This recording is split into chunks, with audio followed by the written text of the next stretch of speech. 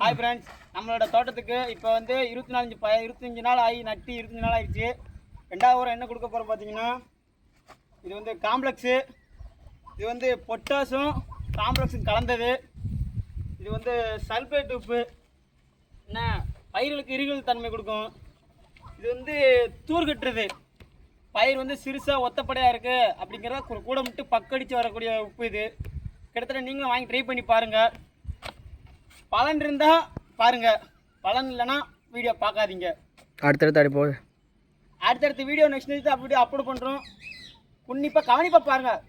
உங்களை மாதிரி friends and ஃபேமிலிக்கு ஷேர் பண்ணிட்டு பாருங்கள்.